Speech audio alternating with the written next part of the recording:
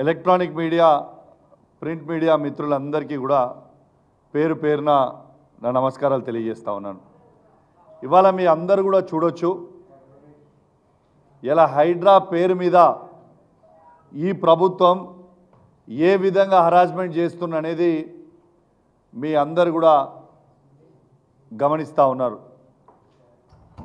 రేవంత్ రెడ్డి గారు నిన్నెక్కడో మాట్లాడుతూ నోటికొచ్చినట్టు మాట్లాడినరు. రేవంత్ రెడ్డి గారు మీరు మీ నోటికొచ్చినట్టు మాట్లాడినంత మాత్రాన మేము భయపడతామో వెనుకపోతామో అని మీరు అనుకుంటే మీ భ్రమాది.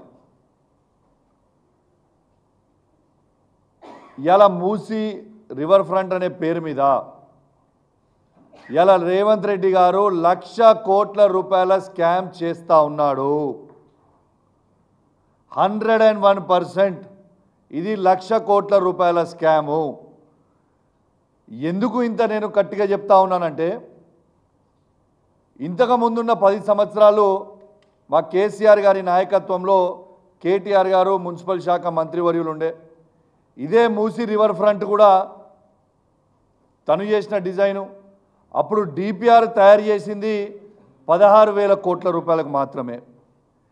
ఏ ఒక్క పేదవాడి ఇల్లు కూలగొట్టకుండా, ఏ ఒక్క పేదవాడికి ఇబ్బంది కాకుండా కేటీఆర్ గారు ఆ రోజు 16,000 కోట్ల రూపాయలకి ఇలా మూసి రివర్ ఫ్రంట్ డిపిఆర్ తయారు చేయించి దాంట్లో దాదాపు 3,800 కోట్ల ఎస్టీపీ ట్యాంక్స్ కూడా మొత్తం కూడా కంప్లీట్ అయిపోయినాయి. 545 కోట్లతోని అద్భుతమైన బ్రిడ్జ్లు ప్యారిస్లో ఉండేలాగా, లండన్లో ఉండేలాగా అద్భుతమైన డిజైన్స్, ఇక్కడున్న ఇంజనీర్లని ఇతర దేశాలకి పంపించి అద్భుతంగా తయారు చేయించి పెట్టడం జరిగింది. పెట్టిన తర్వాత ఇవన్నీ చేస్తేనే 16,000 కోట్లు అయింది. దాంట్లో 3,800 కోట్ల ఎస్టీపీ ట్యాంకులు మొత్తం కంప్లీట్ అయిపోయినాయి. ఇలా ఓపెనింగ్కి రెడీ ఉన్నాయి. ఇలా భారతదేశంలోనే ఏ సిటీలో కూడా 100% ఎస్టీపీ ట్యాంకులు లేకుండా అది కేవలం హైదరాబాద్ మాత్రమే ఉన్నది. ఇది కేసీఆర్ గారి నాయకత్వంలో కేటీఆర్ గారి క్రెడిట్. ఇది వాస్తవమా కాదా ఒక్కసారి చెప్పండి. దీన్ని తీసుకుపోయి 10 రెట్లు 1,50,000 కోట్ల రూపాయలు మేము దీన్ని పెంచుతామని, ఈ 1,50,000 కోట్ల రూపాయలను పెంచి ఈ 1,00,000 కోట్ల రూపాయల స్కామ్ చేసి ఈ 1,00,000 కోట్ల రూపాయలు సీదా రేవంత్ రెడ్డి గారి అకౌంట్లకి వేసుకోవడానికి సిద్ధమైండు. ఒక్కసారి తెలంగాణ ప్రజల్లారా ఒక్కసారి ఆలోచన చేయండి. ఇదే రేవంత్ రెడ్డి గారు కేసీఆర్ గారు కాళేశ్వరం ప్రాజెక్ట్ కట్టినప్పుడు 1,00,000 కోట్లు పెట్టి కడితే అది తప్పు అన్నాడు. కాళేశ్వరం ప్రాజెక్ట్ 1,00,000 కోట్లు పెట్టి కడితే ఇలా 36 లక్షల ఎకరాలకి నీళ్ళు వస్తూ ఉన్నాయి, డైరెక్ట్గా ఇండైరెక్ట్గా. ఇది వాస్తవం కాదా? అది చేస్తానో తప్పట. పేదోళ్ళ ఇండ్లు కూలగొట్టి ఈయన బ్యూటిఫికేషన్ చేసుడులా తప్పు లేదట. అంటే 1,00,000 కోట్ల రూపాయల స్కామ్ ఈ మూసీ రివర్లో ఖచ్చితంగా రేవంత్ రెడ్డి గారు చేయడానికి సిద్ధం చేసిందని చెప్పి సందర్భంగా తెలియజేస్తూ ఉన్నాను. ఇలా నిన్న మాట్లాడుతూ ఇంకో మాట మాట్లాడతాడు. కేటీఆర్ గారిదట, హరీష్ రావు గారిదట ఈపు చింతపండు చేస్తారట ఆయన. మరి నీ భాషల్లోనే చెప్తున్నా రేవంత్ రెడ్డి గారు, నువ్వు మొగోన్వే అయితే హైదరాబాద్లో ఏడికి పోదాం చెప్పు. కుక్కట్పల్లికి వస్తావా, నాగోల్కి వస్తావా, రాజేంద్ర నగర్కి వస్తావా, జియాగూడకు వస్తావా, ఇంకా ఏడ ఈ మూసీ రివర్ ఫ్రంట్ పేదోళ్ళ ఇల్లు కూలగొడుతున్నావో ఆడికి నువ్వు వస్తావా సెక్యూరిటీ లేకుండా? రా. నువ్వు కేటీఆర్ గారిది, హరీష్ రావు గారిది ఈపు చింతపండు చేసుడు కాదు. ప్రజలు నీ ఈపు పుచ్చపండు చేయనికే రెడీగా ఉన్నారా బిడ్డ. నువ్వు నోటికి వచ్చినట్టు మాట్లాడుతూ ఉన్నావు, నీ ఇష్టం వచ్చినట్టు మాట్లాడుతూ ఉన్నావు. నీ ఈపు పుచ్చపండు కావడానికి రెడీగా ఉంది. చాలా త్వరలోనే నీ ఈపు పుచ్చపండు ప్రజలే చేస్తారని చెప్పి సందర్భంగా తెలియజేస్తూ ఉన్నాను. ఇలా పేదోళ్ళ కళ్ళల్లో రక్తం చూస్తూ ఉన్నావు నువ్వు. ఇలా పేదోళ్ళ ఇండ్లు కూలగొడితే ఏమొస్తుంది భయ్ నీకు? నాకు అర్థం కాదు. గరీబోళ్ళ ఇల్లు కూలగొడితే ఏమొస్తుంది నీకు? వాళ్ళని ఎందుకు ఇబ్బంది పెడతా ఉన్నావు? నేను స్వయంగా కేసీఆర్ గారి నాయకత్వంలో కేటీఆర్ గారితో హరీష్ రావు గారితో నేను కూడా మా శాసనసభ్యులు అందరం కూడా కలిసి వాళ్ళిద్దరితో కూడా పోవడం జరిగింది. ఆడ ప్రజల బాధలు చూస్తూ ఉంటే నిజంగా బాధ అనిపిస్తూ ఉంది, గుండె బరువెక్కుతూ ఉంది. అసలు ఎందుకు ఈ శాడిజం చేస్తూ ఉన్నావు? ఇలా రేవంత్ రెడ్డి గారు ఒక సైకో సీఎంగా అయిపోయిండు. రేవంత్ రెడ్డి గారు ఒక సైకో అయిపోయిండు. పిచ్చోని చేతిలో రాయిస్తే ఎటు కొడతాడో తెలియదు అన్నట్టు ఈయన చేతిలో ప్రభుత్వం ఇచ్చిన తర్వాత ఎవరిల్లు కూలగొడుతుండో ఆయనకే అర్థమవుతలేదు. అసలు చాలా చాలా బాధాకరం. ఇలా పేదోళ్ళ బాధ చూస్తూ ఉంటే చాలా బాధ అనిపిస్తూ ఉంది. వాళ్ళ ఉసురు ఖచ్చితంగా నీకు తాకక తప్పదు. ఖచ్చితంగా నీవు తీవ్రమైన పరిణామాలు ఎదుర్కోక కూడా తప్పదని చెప్పి సందర్భంగా తెలియజేస్తూ ఉన్నాను. ఇలా నేను హైదరాబాద్ కానీ తెలంగాణ రాష్ట్రంలో మొత్తం కూడా చెప్తా ఉన్నా.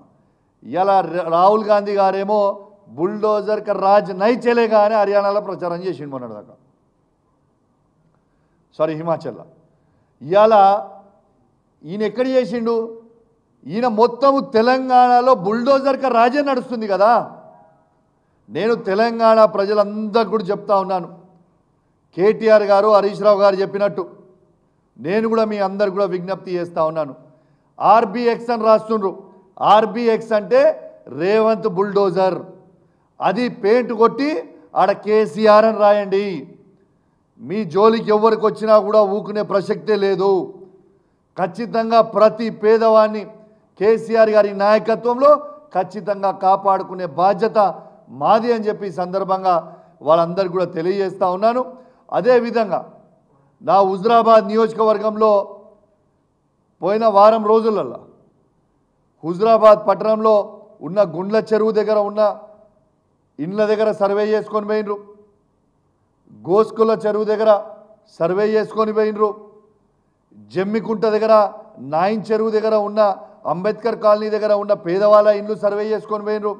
హౌసింగ్ బోర్డు సర్వే చేసుకొని పోయినరు. జమ్మికుంటల కాలేజ్ గ్రౌండ్ ఉన్నది కూడా సర్వే చేసుకొని పోయినరు.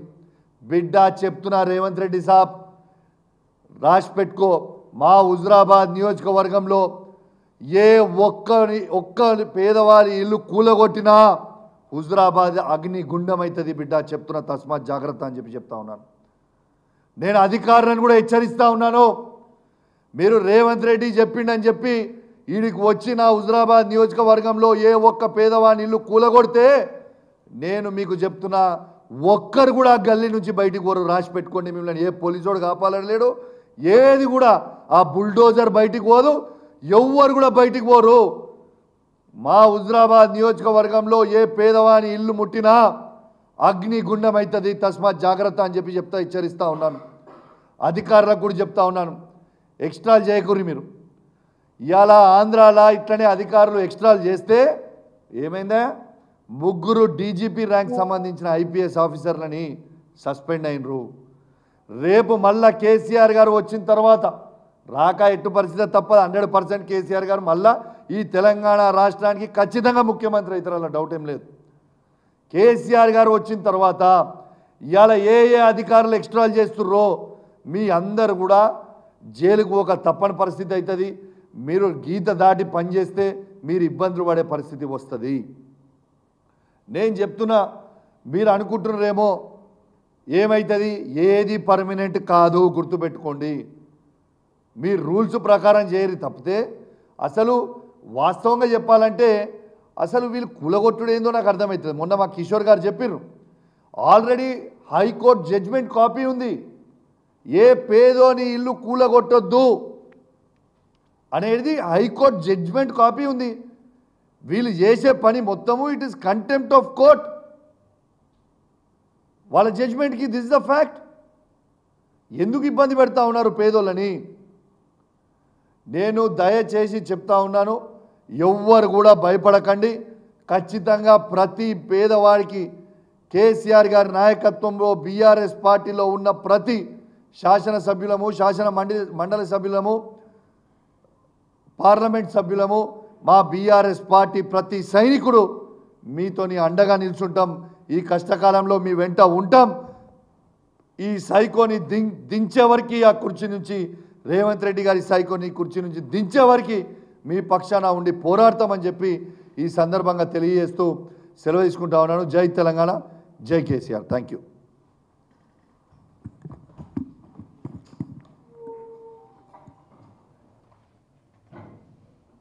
చూడొచ్చు ఇలా హైడ్రా పేరు మీద ఈ ప్రభుత్వం ఏ విధంగా హరాస్మెంట్ చేస్తున్న అనేది మీ అందరు కూడా గమనిస్తూ ఉన్నారు.